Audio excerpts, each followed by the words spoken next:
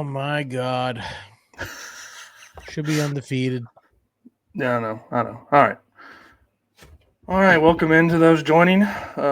We'll commiserate here for a few minutes, um, and then we'll talk about some good news, and then some stuff Tennessee's got to get fixed, including around campus before and after games, which I think is worth talking about. Jim, I don't know about you.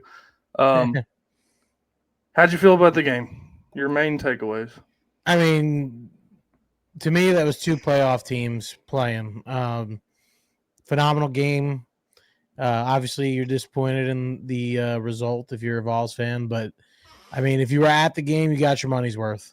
I mean, you couldn't ask for anything else other than winning. And you had the opportunity too. So, and we're going to get into that one. Yeah. I mean, I agree with everything you said there. The big thing to me is that even if it wasn't a loss, I think Joey is the guy at quarterback for the first time in 3 years at Tennessee. I mean, to do that against Georgia's defense and to still come up short is sad, but to see him do it against likely the best defense you'll play, I'd imagine the only two other contenders would be Oklahoma, maybe Alabama, if they've because they're talented. But I was very, very, very pleased, and I'm looking forward to watching that offense the rest of the year. I mean, they did things that Tennessee has not done under Heupel in that game, like bunch formations a lot. And we're not the offense now that's just let's find a guy on the sideline, or if we don't do that, we're going deep. We do a lot of things down the field now that I think led to the success against Georgia. I mean, Kirby Smart was probably not expecting us to do what we did on Saturday, and that's why we got out to the start we did. Unfortunately for us, he adjusted for most of the second quarter, well, all of the second quarter and most of the third quarter, but very happy with the offense. But like I said, the defense is needing work, and I know we have a few guys out, but it was unfortunate to see that defensive performance, especially at home. Yeah. Ty Redmond had a on and off game. He had a couple really good plays, and then he had a couple freshman plays. Colton Hood, they didn't really challenge Colton Hood. Not a whole lot. God, the first play of the game was, hey, let's throw it up, see what the freshman's got, and it was like a 40-yard pass. So, but you can't be mad at Ty Redmond. He played pretty well for a freshman in a game like that. Now, we'll talk about that last throw Gunnar Stockton made. Mr. looks like a Heisman Trophy winner against Tennessee. Seems like every big game a quarterback does that against us, which is, I mean, at this point, it's normal. But yeah, the defense has got to get better. I mean, you got to talk about the injuries, though. I mean, I think the game looks a little bit different if Jermon McCoy or Ricky Gibson's there, or a Jackson Moy and a Davian Hobbs. I think it looks a lot different. And I think Tennessee wins the game if their guys are healthy. Yeah. Just talking about Ty Redmond for a second, he got baptized by fire, and he has third-degree burns all over himself now, but he'll be better for it in the long run. I mean, on that fourth down, that really wasn't that bad of coverage. It was just a really, really, really good throw and catch. Oh, yeah. But, to me, it's not on him. It's on the defensive game plan in big situations being putting that guy on an island. I don't know why we would do that. Makes you question a lot about Tim Banks, which we've had questions about Tim Banks before, but you really make it easy on a guy making his first road start when you're going to play man-to-man in the biggest situations in the game. And the biggest being that 4th and 6 or 7 that they scored on. I mean, I would love to give him the benefit of the doubt because there was injuries. Just talking about Tim Banks, but we've seen this before. He chose to play man-to-man against Ohio State and Jeremiah Williams and Carnell Tate and Egbuka. I mean, we've seen it before. So, but like you said, maybe it goes differently if Jermod's in there, if Ricky's in there. And the other story about the defense is I think as the game went on, especially right out of halftime, you saw that defensive line depth really show up. I mean, they walked the ball down the field on a 8 or 9 minute drive. They only passed it once, and that was really demoralizing. But Tennessee was able to bounce back, and we'll go ahead and talk about it now. It's been 6 minutes, and we haven't mentioned it, but even with everything on defense, you had a kick to win the game, and Max Gilbert did not hit said kick.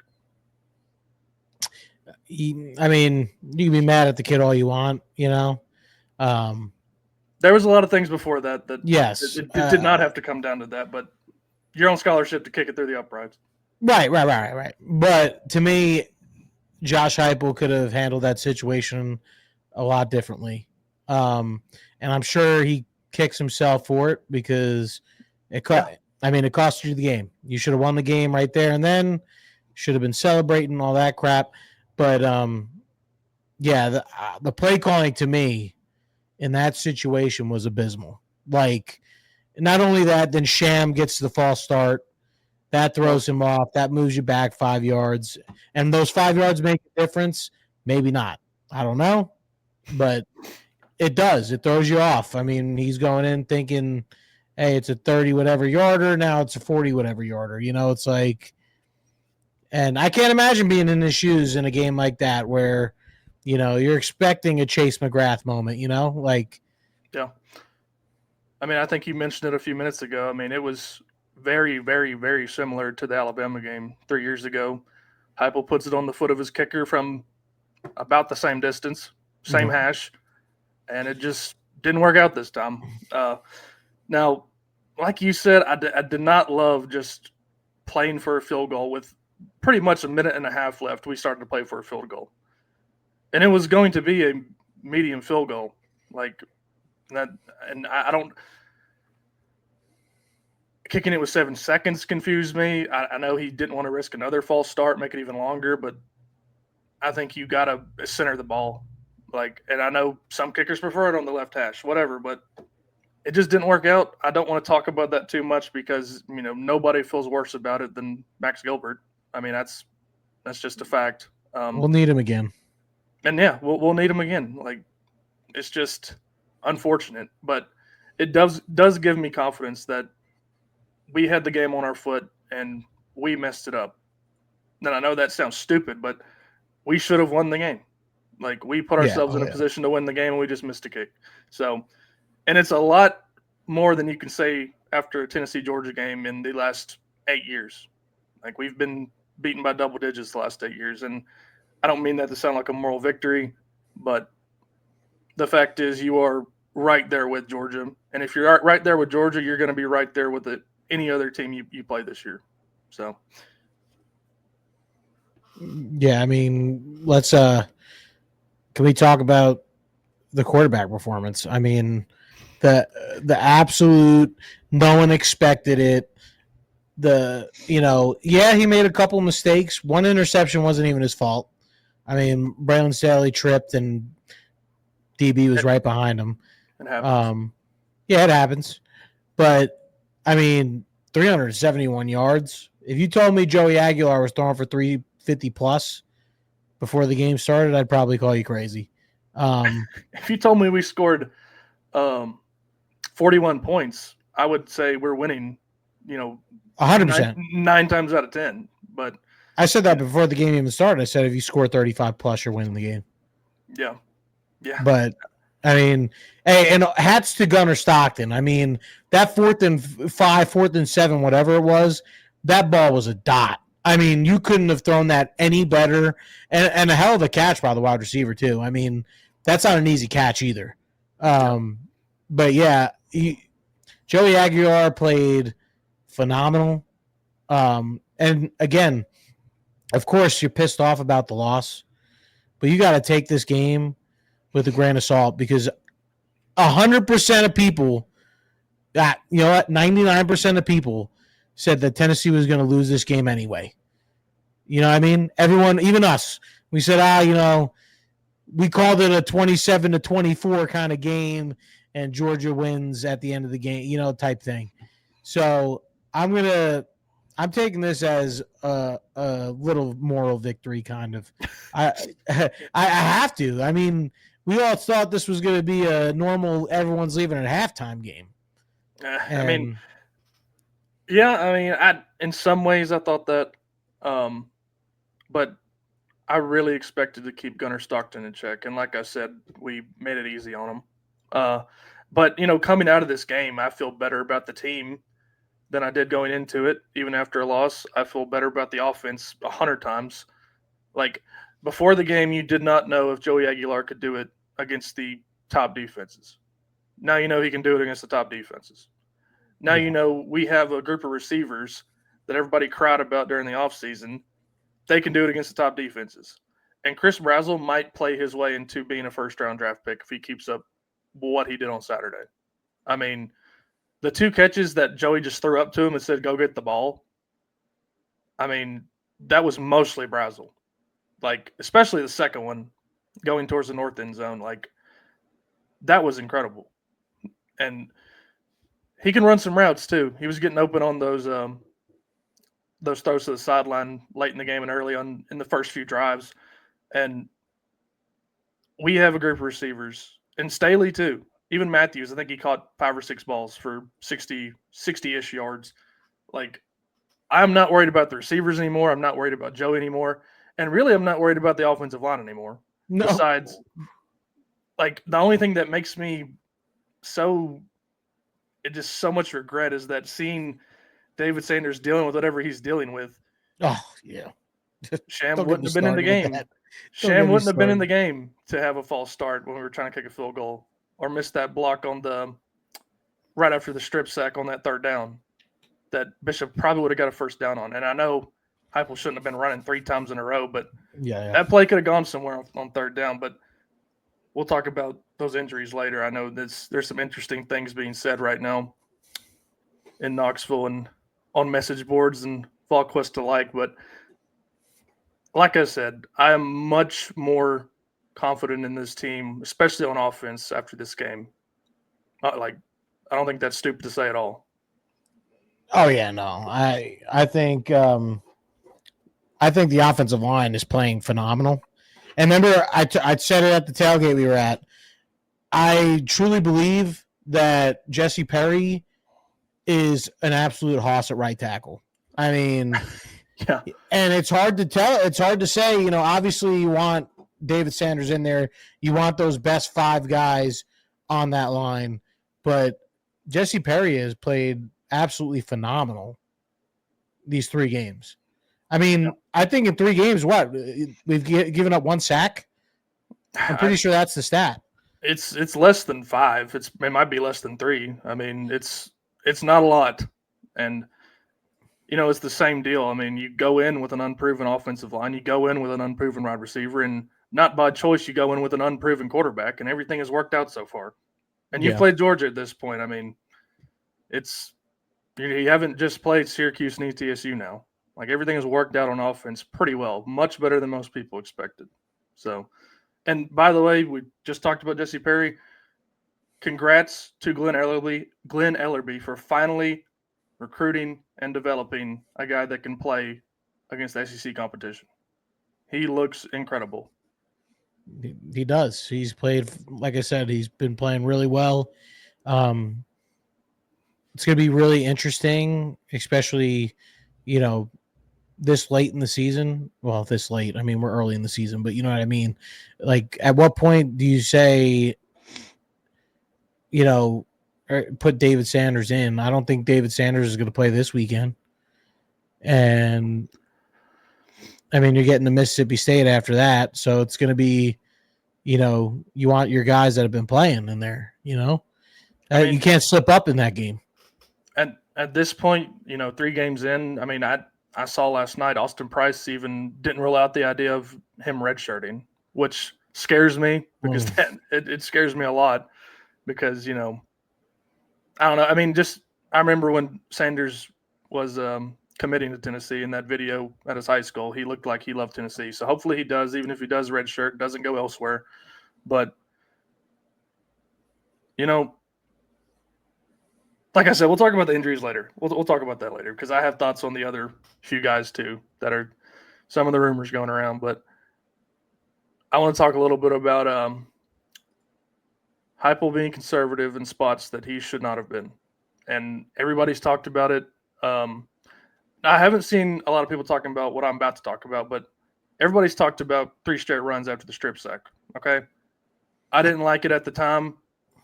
After we got stopped on that third down, I was like, you better hit this field goal if you're going to go conservative here. And we did. But then we gave up the touchdown and 2 point. So it did not go how we wanted to.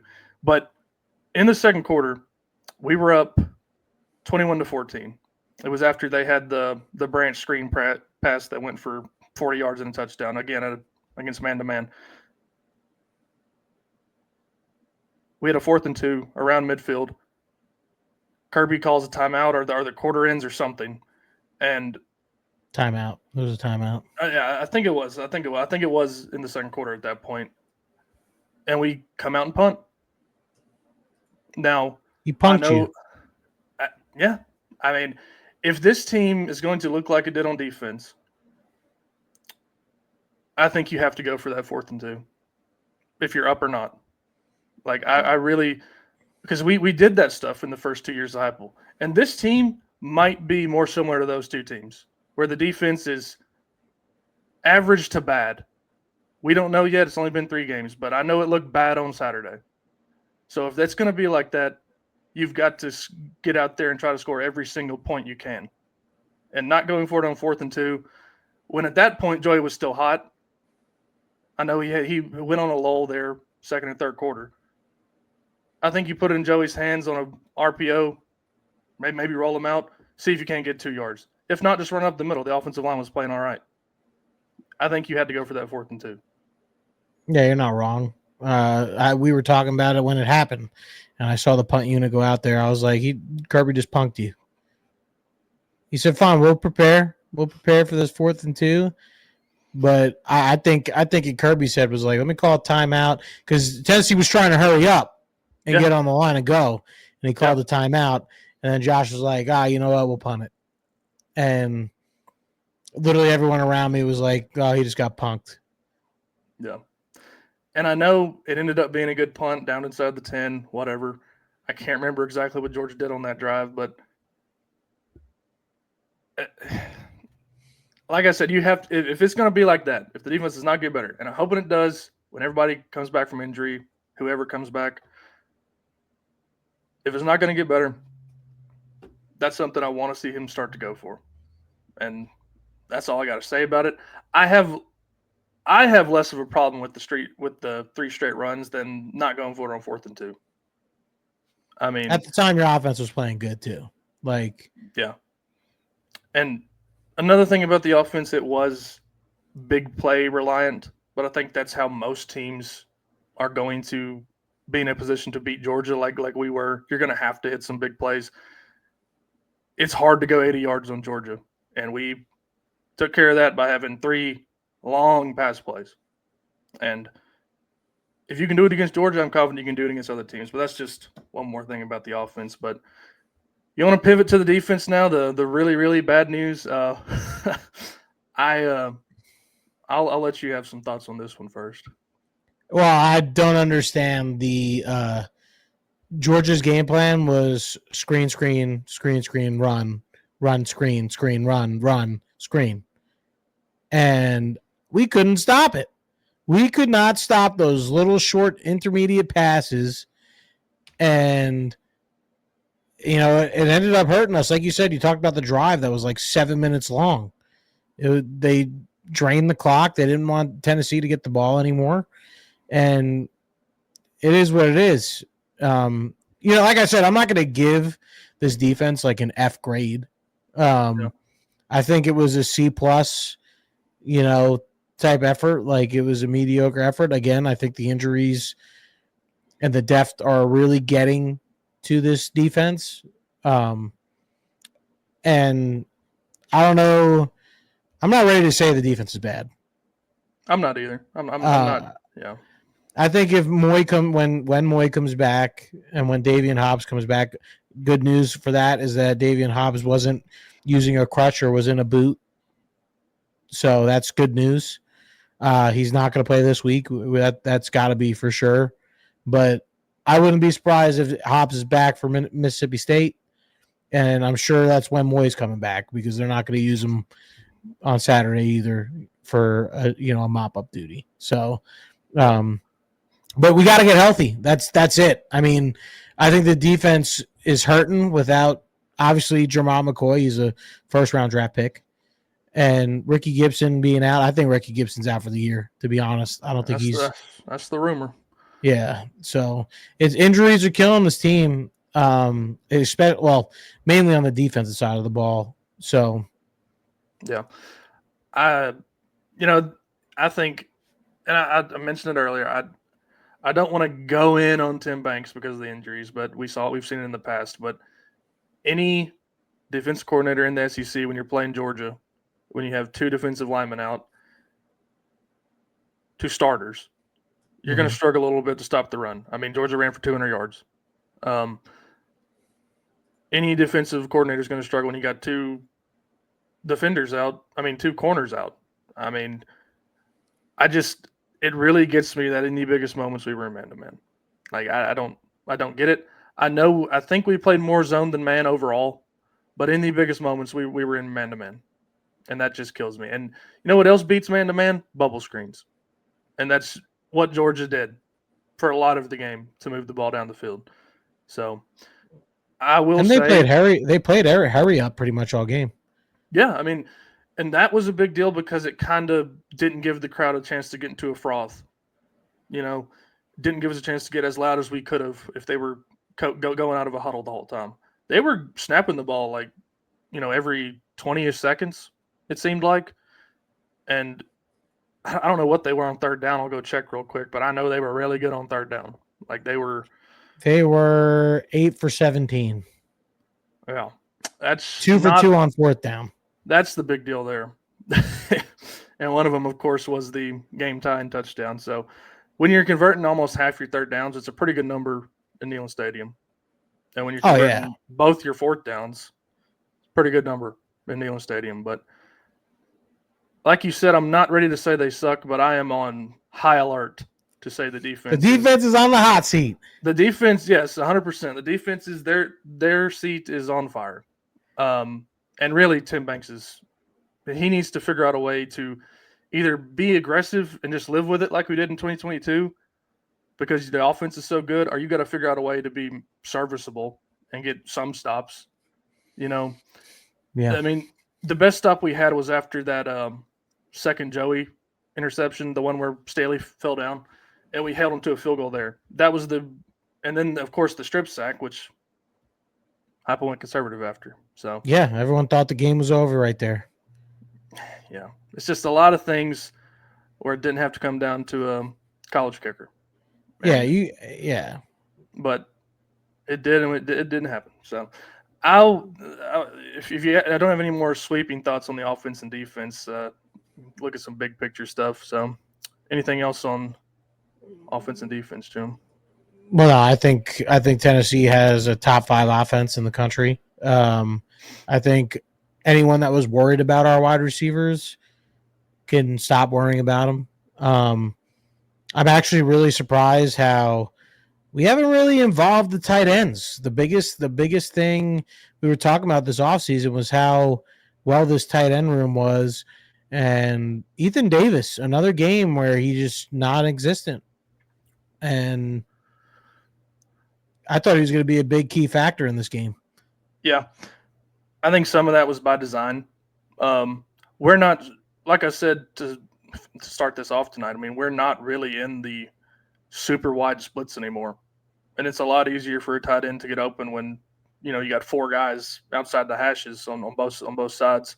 We're bunched up. Tight ends probably are blocking for the most part. I haven't done any film study, but we were bunched up a lot, and the tight ends probably just weren't a huge part of the game plan. I know Kitzelman still caught 3 or 4 balls, and some of them were important catches. Yeah. But, it may not be the story of this offense, and I think it's ideal that your receivers are catching a majority of the balls. I mean, those guys are talented, and it's safe to say that now. So, yeah, I would have been hesitant to say that, last week, but after what they all 3 did, I know Matthews didn't get into the end zone, but we have a solid group of receivers, and I'm very thrilled because I said these receivers might be better than what we had last year because Brew was coming off a knee injury or ankle injury. Squirrel was his shoulder was screwed up half the year, and Thornton was out there limping too. And I think we said it last week. These guys are more dynamic, younger, faster, you name it. Yeah. So, um, we've talked about it. The offense is playoff caliber, defense is lacking, but I somewhat touched on it. Heupel's got to realize what this team's strength is, and I think he's done that. He did that last year.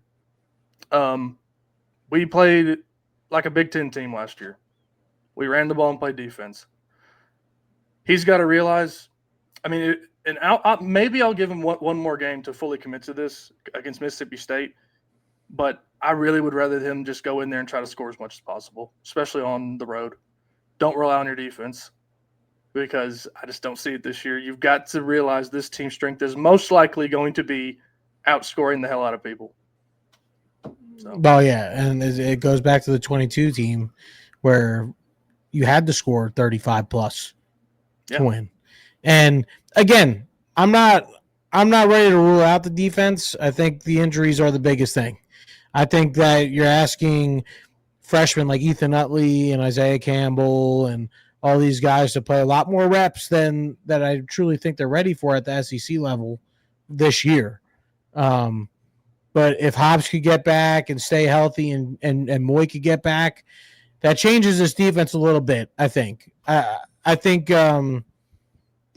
we can't write him off yet. I think you're kind of right. You got to give him the Mississippi State game, and then we'll really be able to judge because we'll pretty much be halfway through the season. But I kind of want to do, after we talk about what you want to talk about, I kind of want to do an updated prediction on Tennessee this year. Yeah. After seeing the first 3 games from each team that we're going to play. And it's actually kind of interesting. I think Tennessee could win out. I think they could beat anybody they play. Yeah, I mean, obviously the biggest hurdle would be Alabama on the road, at least on paper. Yeah. Then a close second is Oklahoma at home, just based on what they've done so far, in my opinion. I mean, just some more big picture stuff before we move on to that, Jim. I want to talk about the injuries for a second because I've already talked about Sanders. Austin Price floated the idea that a red shirt is not rolled out at this point. Ricky, some of the reports are he's out for the year. Jermod, I think most people are just worried that if it gets too far down the road, he's just going to hang it up and get ready for the draft. I'm very confident that Moy and Hobbs will be back, if not this week, Mississippi State. But those other 3, it wouldn't surprise me if neither of them come back. It wouldn't surprise me if only 1, 2, 3 of them come back. It wouldn't surprise me at all because it's a very murky situation on Sanders, McCoy, and Gibson. Yeah, I'm tired of the whole I don't know what's going on thing as a coach. Like that shit pisses me off, dude. Like, say they're hurt, extended amount of time for Ricky Gibson. Say he's out for the year. I mean, you're not going to change the fact just lying about it all year. Like, just come out and say stuff like that. Now, I get the McCoy thing. McCoy, we have no idea. I mean, if I'm him, that especially with an agent talking, I mean, I could see it happening where the agent's like, hey, let's keep you healthy. You're a first round pick. Go get that money. I get that. Yeah. But Sanders, I think Sanders is going to play. I think he's going to start in the Mississippi State game. That's my hot take. I think that's a possibility. He's not going to play this week. I'm already ready for the headlines of On 3 going, oh, David Sanders, star freshman, that 5-star freshman's out. Again, he's not going to play against UAB. But I think he's going to play. I think the kid wants to play. Who wouldn't? I mean, especially with the team that could be going. If you win that, Mississippi State game, you're 4-1. I mean, you're 4-1 going into a bye week, and then you got Arkansas at home, and then Alabama on the. I mean, I think it's a possibility that all these guys wait till after the bye week. I think you should be able to beat Mississippi State even with all these guys out. just based off of talent advantage. But it's getting really annoying. I agree. Just having nothing concrete. I mean, it used to be this guy will be back in so and so weeks. This guy will be out for the year. This guy is day to day, whatever. Now it's Yeah. just who the hell knows. I mean, and that's the thing I do not like the most about Josh Heupel. And if that's the thing I don't like the most, we're doing all right. So, but rest of the season, Jim, I mean, obviously we're going to win against UAB. If we don't, I don't know what I'm going to do. I will be apoplectic. We are 40-point favorites. That should be walk in the park, get healthy for Mississippi State. First SEC road game. Did you see what time that game's kicking off in Yep. Starkville? I think it's a blessing in disguise for Tennessee because you do not want a night game anywhere in the SEC. No, Anywhere. yeah. Except for Four, Vanderbilt because that's a home game. But 4 o'clock start. That's fine with me. And but to me, that game before the season, that was the trap game, right? Now that you'll be playing a 4-0 Mississippi State team, I don't think they're going to be sneaking up on Tennessee. Um, I'm very confident Tennessee goes in there and takes care of business. What about you? yeah, again, Mississippi State has a great offense. They've been playing really well on offense, which kind of scares me with the way our defense has been playing. But again, I don't think I'm still hanging on to Tennessee winning by a touchdown, maybe two. Um, but I still don't think you sleep on them. I think you're right. I think with them being 4-0, Josh Heupel is going to have that team ready to go play. And that's a game you can't, again, like you said, you go in there, you win, you're 4-1. You got an Arkansas team coming into Neyland Stadium for a revenge game because they really messed up your playoff chances last year by beating you.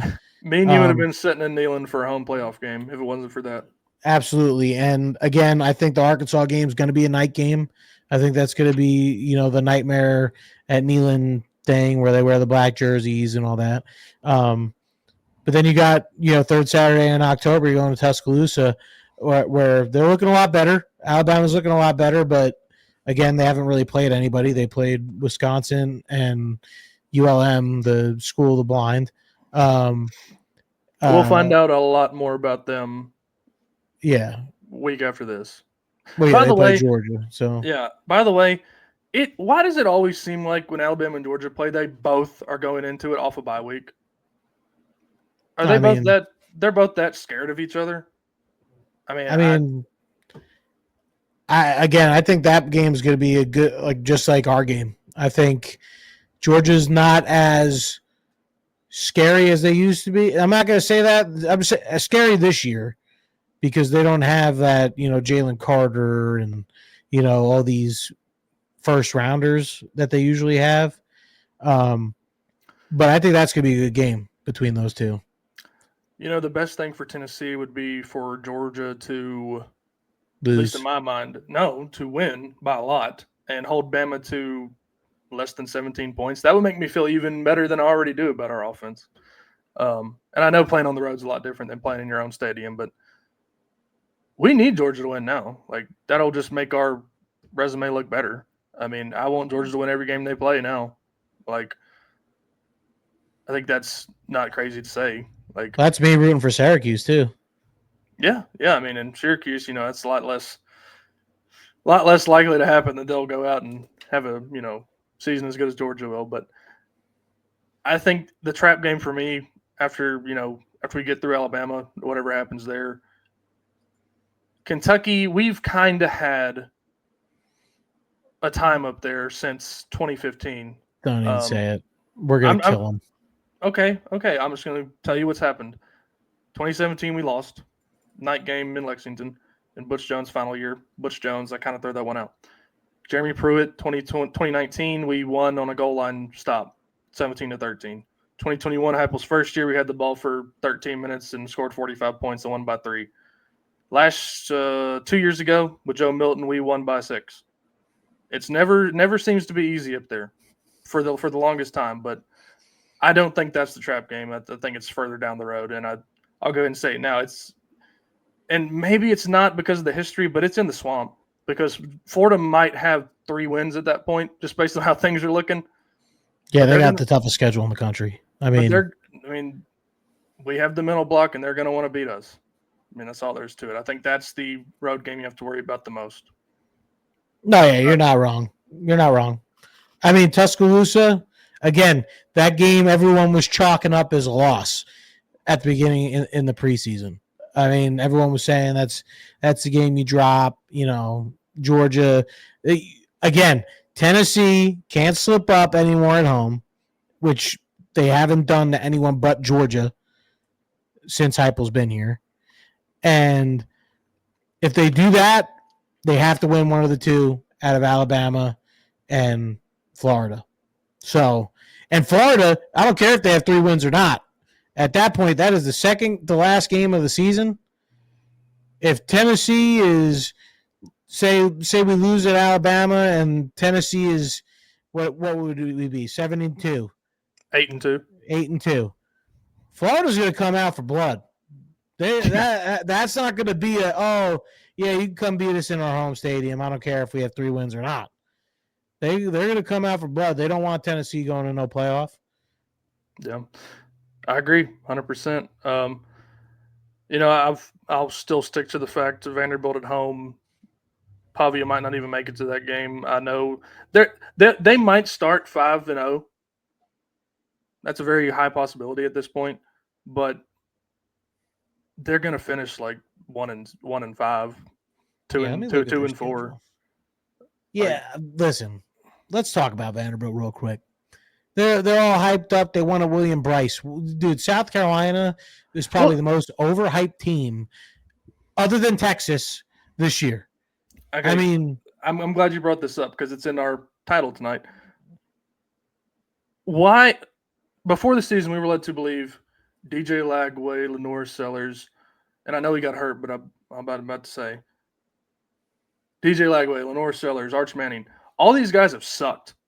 Bad. Especially Real bad. Arch Manning. Even Cade Klubnik, I know he's not in the SEC. They've been bad. I mean, DJ Lagway just threw 5 interceptions. Illinois Sellers, even before he got injured, scored 24 against Virginia Tech, who just fired their coach and lost Old Dominion at home. But that leads to this. Besides Mateer, and I won't even put Nussmeier there because they've scored 17, 23, and 20. Yeah. With all that talent LSU always has. Besides Mateer, I think Joey is second best in the SEC. I know you could throw Talon Green in there, maybe. Joey's probably top 5 at this point. Oh, he's easily top 5. Not even a question. Maybe top 3. Now, are we including Missouri's quarterback? Because Missouri's quarterback, I think, is the top 5 quarterback. Not in the top 4. I think he's like at that 5-6 range. But they need to play somebody better than who they've been playing for me to. Well, yeah, they play South Carolina next week, and that's a hand-me-down. Of course, you got to throw in Gunnar Stockton too after what he just accomplished. That was my point. I was going to put Gunnar in front of Joey just because of head-to-head. I think it's John Mateer, Gunnar Stockton, Joey Aguilar. I think there's no question about it. I think that's the order, and then Nussmeier I think's 4. That's just my opinion. But Joey has proven. I mean, dude, Joey at this rate, if he's throwing for 350 plus on Georgia, I would not be surprised to see 3,500 yards, easily. You just got to take the show on the road. Show me in 2 weeks that you can do it on the road. Yes, and I'll be right there with you. But Diego Pavia, people ranking him in the top 3 quarterbacks in the SEC. They have no idea what football is. I mean, it's unbelievable, dude. Don't get me wrong, he's not a bad quarterback, but he's not top 5. He put up Nico numbers last year, and he was top 5 quarterback in the SEC coming into this year. I mean, it just goes to prove that nerd journalists really don't have a clue what's going on. DJ Lagway got a lot of credit for going 10 of 17 against Ole Miss and Lane Kiffin losing his mind and running it 3 times on 4th and 1 with a defensive tackle in the swamp. And Jackson Dart throwing 2 picks in a row at the end of that game. DJ Lagway didn't even play that good in that game. and people just seem to forget that. And I love him. I love DJ Lagway for it because that means Napier was still there to start this season. So that's all I'll say about it. But the rest of the season, I mean, clearly it's Alabama, Oklahoma, and then don't slip up anywhere else. I mean, you got Alabama, Oklahoma, take care of business everywhere else. If you go 1-1 against Alabama and Oklahoma, and finally prove to this fan base that you are not going to lay an egg on the road, you're in the playoff again. So, yeah, and at that point, you might be even hosting a playoff game. I mean, it depends on how other things fall. Yeah, it depends on how the dominoes fall for everyone else in the college football. So it's, I don't know, dude. I don't know what to expect because, like we said, by Mississippi State, if you could have Hobbs and Moy back, I mean, the defense is a different defense when you have two extra guys at D tackle who actually play that position. I mean, Dominic Bailey's sliding inside. He's not a D tackle. Yeah, he's strong side end most of the time. Yeah, so I expect Tennessee's defense to look a whole lot different in 2 weeks. Let's hope. I mean, we have no idea because of Josh Heupel saying, "Oh, well, now I don't think this guy's going to be back because I don't know. It's up to the medical staff and all that." Dude, just tell me if he's going to be back from Mississippi State. That's all I care about. That's all we care about as a fan base. Yeah. I mean, you couldn't have said it better. I want to, just before we conclude here tonight, how long did it take you to move from your parking spot after the game? I was gone. I was, dude, I was one of the lucky ones. You sprinted out of there? Listen, and hey, you know where I parked? Don't even say it. I won't. Yeah, because, listen, now the mosh pit getting out after the game was over, the gates that they put up were the most annoying thing ever. And okay, I dealt with the same thing. Instead of, you're out of the stadium now, everybody disperse. You have a gate in front of you that everybody has to go in another aisle to get out of. What's the point of that? Well, that I immediately thought in my head, I'm like, why? Like, I don't get it because the police have the lights and sirens to get past people if they need to, but that opened that was the most miserable thing. I had to go the way we went after the tailgate to go all the way around, and like I said, where I park, I literally just was gone in 2 seconds. Especially getting that truck parking. For some reason, whenever I go there, they're always like, "Oh, you got a big truck, come on down here." And I'm on the first floor right next to the door. So it's like the greatest thing on the planet. Lucky bastard. Yeah. So, but yeah, I mean, hey, at least Eddie White, said something about it and they're handling it. Yeah. And I saw videos of the absolute, just, it looked miserable and dangerous, the situation at gate 9 and 10 in that area where Philip Fulmer comes down to the stadium. We have the road closed there for the band, and then they don't reopen the road. So you have a ridiculous mosh pit of people going through one metal detector.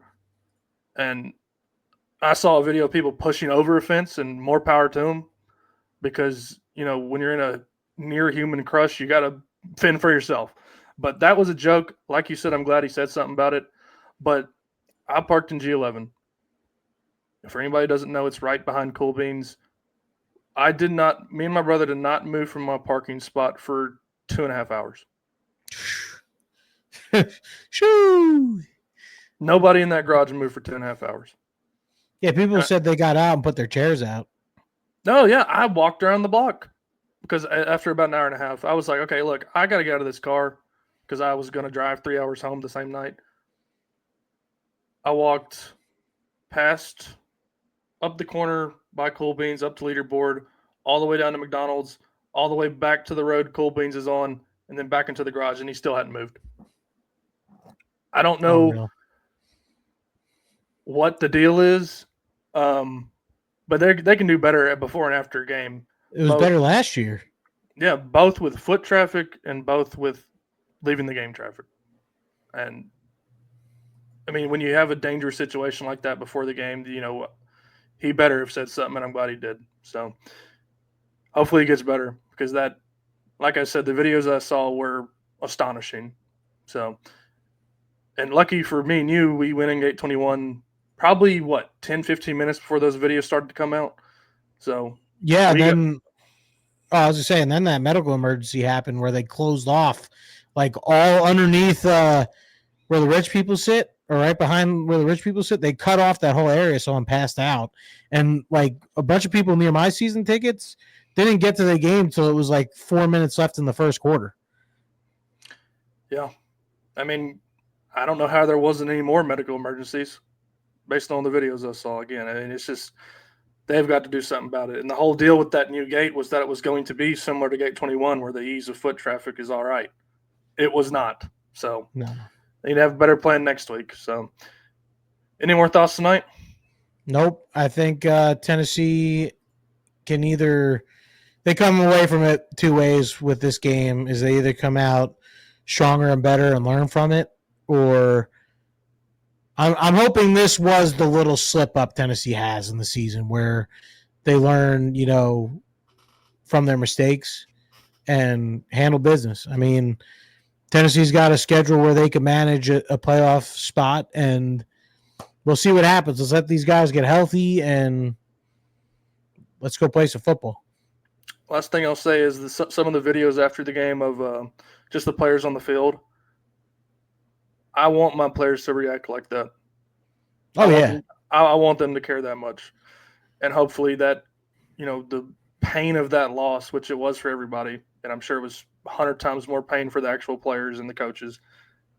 Hopefully that fuels them for another playoff run here. And I think, like we talked about, the road is very manageable to get to at least 10-2, and 11-1 is not off the table if this defense can improve a little bit, or this offense just goes thermonuclear like it did in 2022. So that'll do it for us, everybody. Thank you to the 171 people who have tuned in and are watching. And we'll see you next week. Subscribe to our YouTube. It's free and easy. If you didn't get to see the whole thing, it'll be on YouTube tomorrow. So thanks, everybody. Go Vols. Go Vols, baby.